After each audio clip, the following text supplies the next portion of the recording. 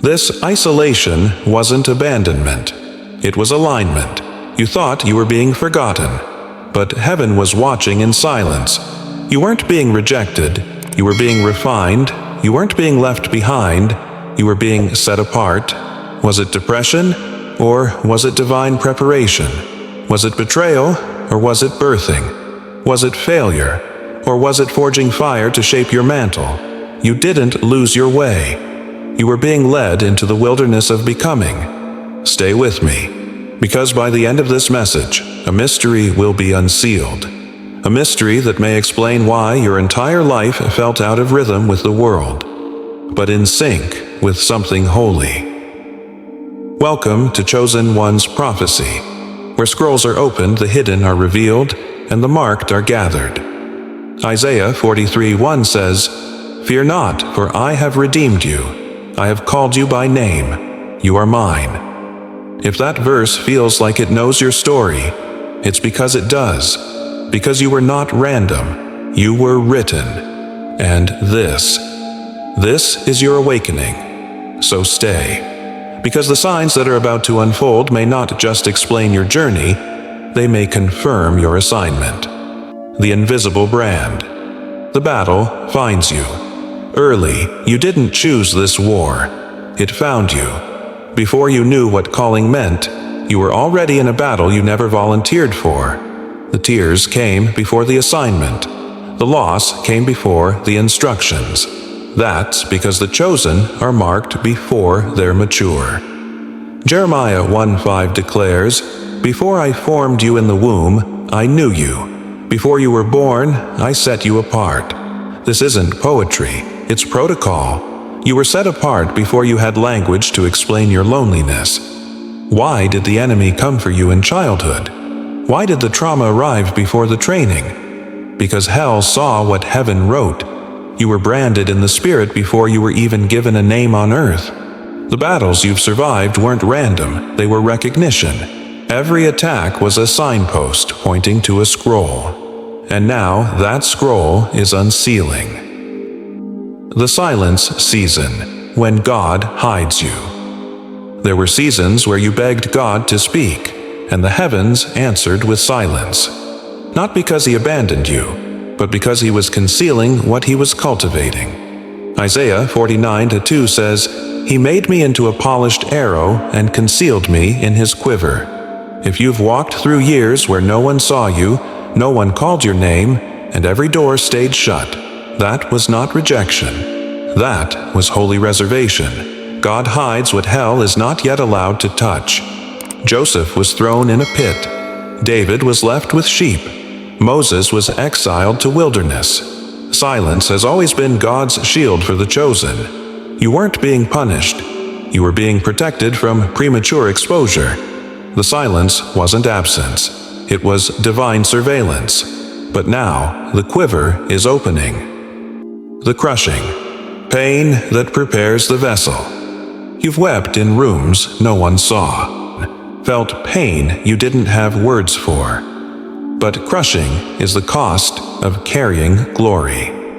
2 Corinthians 4-17 tells us, "Our light and momentary afflictions are producing for us an eternal weight of glory."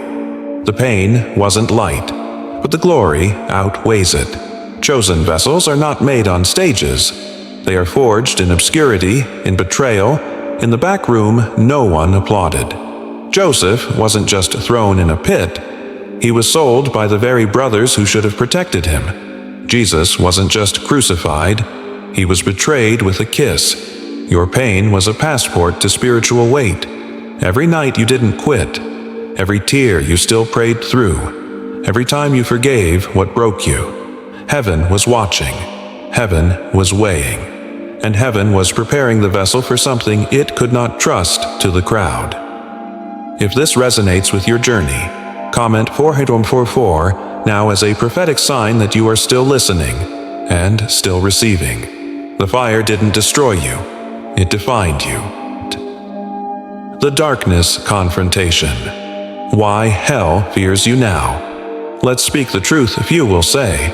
Hell targeted you early, not because you were weak, but because you were wired to disrupt darkness.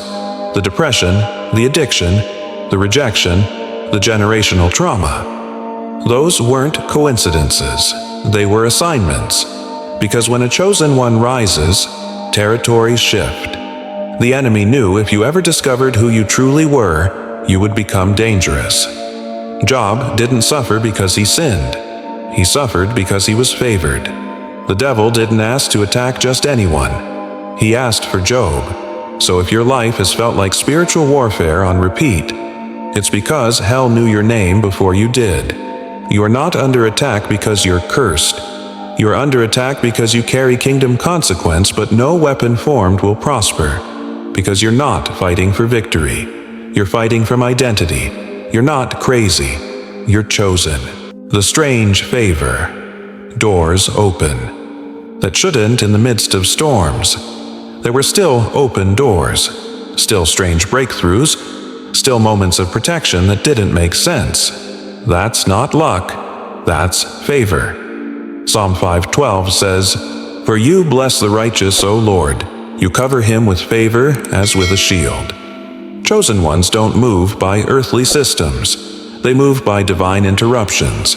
You've watched others labor for what God handed you quietly.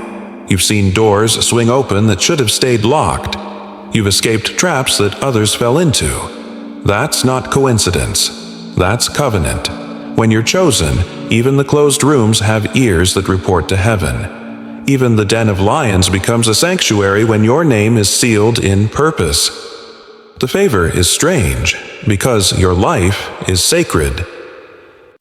The inner knowing you always knew.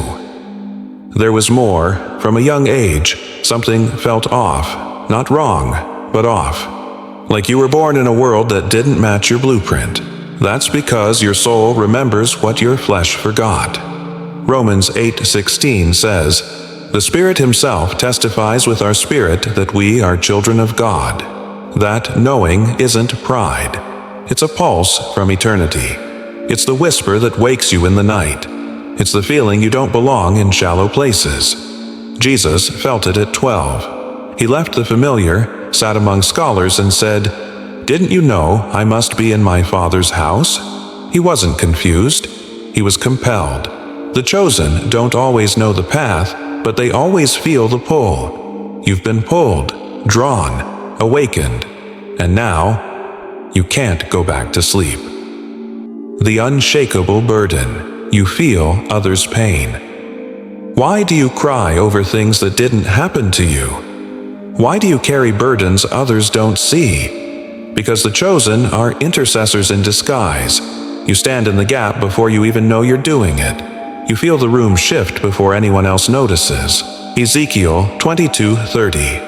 I looked for someone who would stand in the gap. God has always looked for feelers, for those who won't numb their sensitivity, but will use it as a sword. You aren't too sensitive. You're spiritually attuned. That ache isn't weakness, it's divine empathy. God didn't just call you to walk through fire, He called you to pull others out of it. The divine isolation, the room, gets smaller. Lately, your circle has shrunk. The people who used to understand you don't. Conversations feel hollow, crowds feel loud, and solitude has become your sanctuary. That's not social drift. That's spiritual realignment. Psalm 4:3 says, "Know that the Lord has set apart the godly for Himself." The closer your calling gets, the quieter your surroundings become. Jesus had thousands follow Him, but only 12 sat at His table, and only 3 went up the mountain. You're not being left out. You're being led in, to something holy, to something hidden, to a path few find, but many need. The magnetic pull. You're drawn to the spirit realm. You're not interested in surface things anymore. Fame, noise, chatter, they lost their flavor, but the word feels alive. Prophetic moments make your skin tremble. You sense the unseen like it's whispering your name. Matthew 5-6. Blessed are those who hunger and thirst for righteousness, for they shall be filled. You are hungry, not for religion, but for revelation, not for performance, but for presence. And that hunger is holy. because it is that hunger that qualifies you to carry fire. You were never meant to be entertained. You were meant to be entrusted. Heaven is calling. Can you feel it? You weren't broken. You were built in silence. What looked like abandonment was arrangement. What felt like exile was elevation in disguise. He didn't forget you. He was forming you in fire that no one else could see. And now, the silence lifts. The shaping ends. The oil is ready. You are no longer just surviving the process. You are stepping into the assignment. The same hands that carved your path in secret are now calling your name in public. The hidden one is rising. The buried one is breathing. The chosen one is awakening. You have been marked. You have been forged. And now, you are being sent. If this word confirmed what your spirit already knew, comment 77 below, as a sign that heaven has spoken to you today. Which part of this scroll stirred something inside you? What battle, what moment, what fire felt like it was written from your life? And if your soul found alignment here, subscribe to Chosen One's prophecy. This is not just a channel. It's a gathering place for the hidden ones rising. You are not alone. You are the next echo.